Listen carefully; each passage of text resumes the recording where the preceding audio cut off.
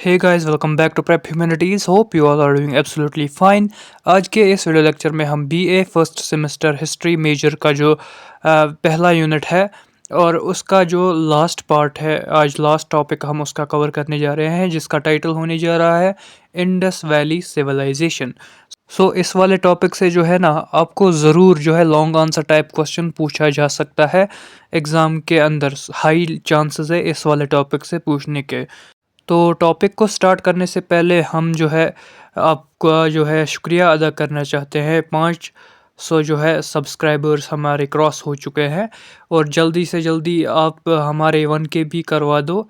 और thank you so much for this much support and इतने positive और जो सपोर्टिव कमेंट्स आप करते हो उसके लिए भी थैंक यू। सो ज़्यादा से ज़्यादा जितना हो सके हमारी वीडियोस को जो है शेयर करते रहिए, ताकि हमारी भी जो है चैनल की ग्रोथ होती रहे और हमें मोटिवेशन मिलता रहे, हम जो है आपके लिए बेस्ट से बेस्ट जो है कंटेंट प्रोवाइड करा सके। चलिए बिना किसी देर के आज का वीडियो लेक्चर जो है स्टार्ट करते हैं। सो इंडस वैली सिविलाइजेशन या हड़प्पन सिविलाइजेशन भी कहा जाता है इसे, और हड़प्पन कल्चर भी जो है कहा जाता है उसे। सो यहाँ पर एक मैप आपको दिख रहा होगा, तो ये थोड़ा बहुत एक्सटेंशन था स्टार्टिंग में जो इंडस वैली सिविलाइजेशन थी उसका। तो सबसे पहले हम यही जानने की कोशिश करेंगे कि इंडस वैली सिविलाइजेशन आखिर थी क्या, थी कौन सी सिविलाइजेशन और कहाँ पर इसकी लोकेशन है। सो इंडस वैली सिविलाइजेशन इसे क्यों कहा जाता है? सो इंडस वैली सिविलाइजेशन इसे इसलिए कहा जाता है क्योंकि ये सिविलाइजेशन जो है इंडस नदी के किनारे जो है बसती थी। सो सिविलाइजेशन आप किसे कहते हैं? सो आपको बेसिक से मैं बताता हूँ कि सिविलाइजेशन की अगर आप डेफिनेशन देखें तो it is the stage of human social and cultural development and organization that is considered most advanced।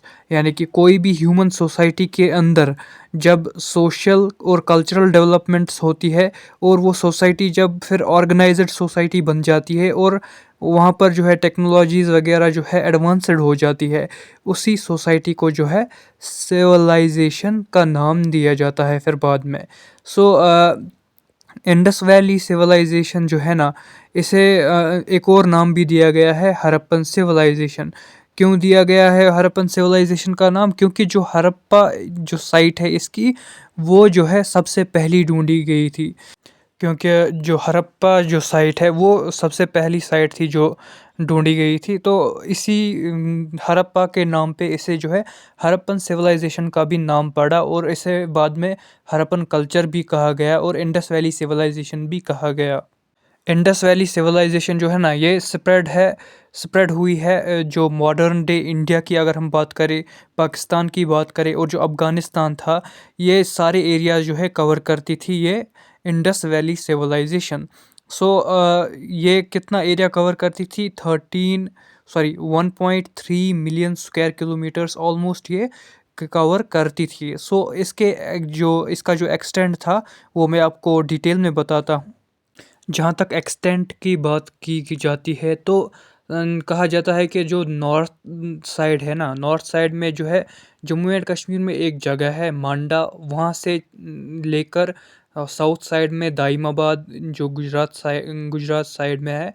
सो ये एक्सटेंशन था नॉर्थ टू साउथ, और ईस्ट टू वेस्ट था आलमगीरपुर जो वेस्टर्न यूपी में देखा जाता है वो जगह, और वहाँ से लेकर सुख्ता जिंदौर जो हमें जो है पाकिस्तान में देखने को मिलती है ये जगह। सो ये एक्सटेंशन था, इतना जो एरिया था वहाँ तक जो है फैला हुआ था। जो भी इंडस वैली सिविलाइजेशन थी वो वहाँ थी, इतने जगह में जो है फैली हुई थी। सो इंडस वैली सिविलाइजेशन, जैसा कि मैंने आपको पिछले वाले लेक्चर में भी कहा था कि ये बिलोंग करती थी चालकोलिथिक कल्चर या चालकोलिथिक एज को। सो ये जो है इसी टाइम पीरियड में आती है, 3500 टू जो है 1000 तक, जो भी टाइम पीरियड आता है चालकोलिथिक कल्चर का, इसी टाइम पीरियड से जो है ये बिलोंग करती है। सो जो ये इंडस वैली सिविलाइजेशन है ये कब तक जो है बरकरार रही, इसे जो है 3 फेजेस में डिवाइड किया जाता है। सो सबसे पहला फेज़ जो है उसे कहते हैं फेज़ ऑफ रीजनलाइजेशन, या जो है इसे हम अर्ली हड़प्पन फेज़ भी कहते हैं। ये एक फॉर्मेटिव फेज़ था। इसमें जो है हड़प्पन सिविलाइजेशन जो है बन ही रही थी, फॉर्मेशन हो रही थी उस सिविलाइजेशन की। ये इनिशियल फेज़ कहा जाता है इसको। और ये जो है कब तक इसका टाइम पीरियड क्या रहता है, जो ये इनिशियल फेज़ था, फेज़ वन, 3300 BCE से 2600 BCE तक जो है ये अर्ली हड़प्पन फेज़ था, या फेज़ ऑफ रीजनलाइजेशन। इस फेज़ के अंदर जो है हमें अर्ली सेटलमेंट्स देखने को मिले। इंडस वैली के अंदर जो है हमें अर्ली सेटलमेंट्स देखने को मिले, और जो है हमें जो है एक ग्रेजुअल ट्रांजिशन देखने को मिला कि लोग जो है अब एग्रीकल्चरल कम्युनिटीज़ बननी स्टार्ट हो गई थी सोसाइटी के अंदर, और लोगों का इंटरेस्ट भी एग्रीकल्चर में आने लगा था। और थोड़ी बहुत ऑर्गेनाइज्ड और अर्बन सेंटर्स जो है बनने लग गए थे, और स्टार्ट हो गई थी बनने अर्बन सेंटर्स। ये जो अर्ली सेटलमेंट्स बनने शुरू हो गए थे, उनको जो है कैरेक्टराइज किया जाता है कि ये सब सिंपल जो है मड ब्रिक्स कंस्ट्रक्शंस जो होते हैं ना, उनसे बने होते थे। मड ब्रिक्स से बने होते थे ये जो इनके छोटे छोटे सेटलमेंट्स हुआ करते थे अर्ली पीरियड के अंदर। इस फेज़ के अंदर लोकल ट्रेड भी थोड़ा सा डेवलप होना स्टार्ट हो गया था, जिससे फिर फाउंडेशन मिली जो भी लेटर पीरियड्स के अंदर, जो लेटर फेज़ के अंदर हमें इंटर रीजनल कॉमर्स देखने को मिला, उसकी फाउंडेशन और बेस यहीं पर बन गई। जो लोग थे ना इस फेज़ के, वो जो है ज़्यादा से ज़्यादा एंगेजड होते थे, जो भी सबसिस्टेंट एग्रीकल्चर होता था और एनिमल हस्बेंड्री वगैरह जो होती थी, इसी के अंदर जो है वो इंडल्ज होती थी। इसके साथ साथ हमें जो है इस फेज़ के अंदर पोट्री प्रोडक्शन का भी स्टार्ट होना दिख रहा है, और जो क्राफ्ट स्पेशलाइजेशन जो है उसकी भी इमर्जेंस स्टार्ट हो गई थी। फेज़ टू की अगर बात करें तो इसे कहा जाता है फेज़ ऑफ इंटीग्रेशन। इसको मैच्योर्ड फेज़ भी कहा जाता है, मैच्योर्ड फेज़, और सिविलाइज्ड फेज़ भी कहा जाता है। ये सेकंड फेज़ है इंडस वैली सिविलाइजेशन का, जो स्टार्ट होता है 2600 BCE से 1900 BCE तक। ये रिप्रेजेंट करता है कि जब इंडस वैली सिविलाइजेशन जो है ना अपनी अर्बनाइजेशन की पीक पर थी, और कल्चरल डेवलपमेंट बहुत ज़्यादा हो रही थी।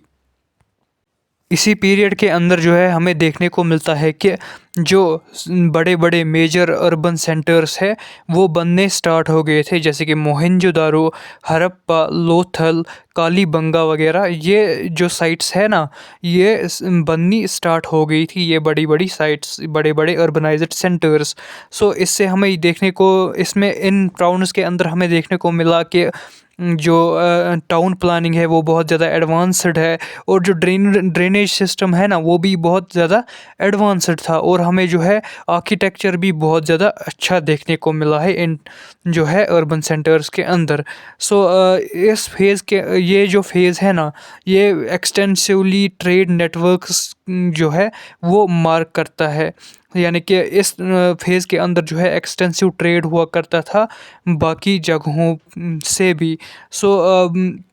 Both within the Indus valley region and with distant civilisations like Mesopotamian, या जो इजिप्ट सिविलाइजेशन है। ट्रेड सिर्फ और सिर्फ अपने ही लोगों से इंडस वैली सिविलाइजेशन के अंदर के टाउन्स के आसपास ही नहीं हो, आपस में ही नहीं हो रहा था। ये जो है बाहर के जो साइट्स या सिविलाइजेशंस, अदर सिविलाइजेशंस थी, उनके साथ भी हमारा ट्रेड नेटवर्क जो है स्ट्रॉन्ग था। और ये जो ट्रेड है ना, ये हम करते थे मीज़ोपोटामिया से, और जो इजिप्ट सिविलाइजेशन है उनसे भी। जो इकोनॉमी है ना इस फेज़ के अंदर, वो बहुत ज़्यादा सरप्लस एग्रीकल्चर इकोनॉमी के अंदर हमें देखने को मिला। मैन्युफैक्चरिंग बहुत ज़्यादा देखने को मिला, ट्रेड बहुत ज़्यादा देखने को मिला, और जो है हमें जो है सेंट्रलाइज्ड पॉलिटिकल अथॉरिटी भी देखने को मिलती है, क्योंकि ये सब मैनेज करना कोई एक ही इंस्टीट्यूशन, सेंट्रल इंस्टीट्यूशन ही कर सकता है, और कोई नहीं। फेज़ 3 की अगर बात करें, जो लास्ट फेज़ है इंडस वैली सिविलाइजेशन का, उसे फेज़ ऑफ लोकलाइजेशन भी कहा जाता है और डिक्लाइनिंग फेज़ भी कहा जाता है और लेटर फेज़ भी कहा जाता है, इस नाम से भी जाना जाता है। ये थर्ड फेज़ था और इसका जो टाइम पीरियड था 1900 बीसीई से 1300 बीसीई तक रहा। ये जो है इसी फेज़ के अंदर जो है इंडस वैली सिविलाइजेशन का जो है हमें डिक्लाइन देखने को मिला।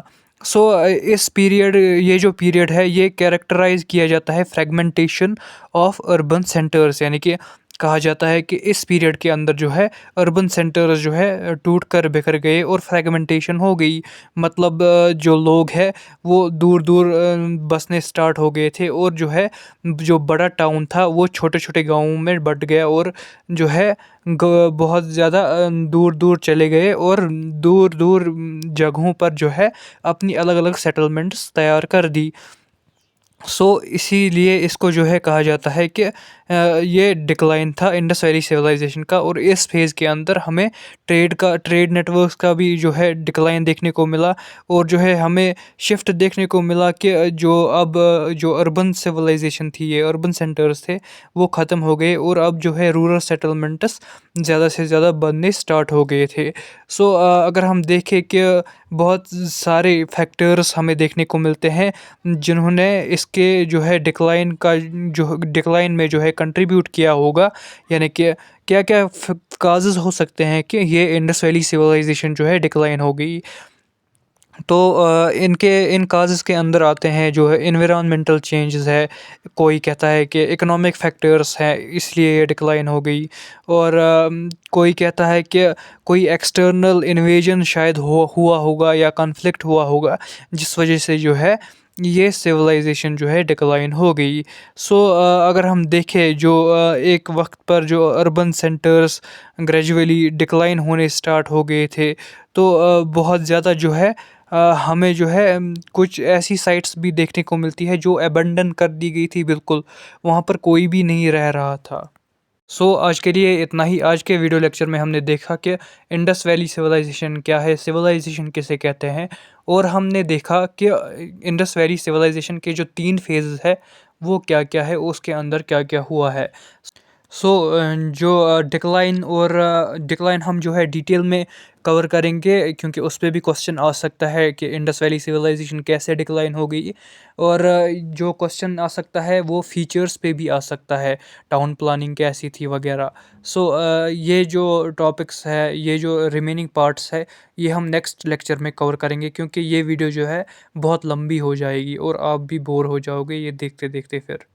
इसीलिए this was all about today's session. उम्मीद है आपको हमारा जो ये सेशन है वो पसंद आया होगा। Thank you so much for watching this video till the end best of luck for your exams.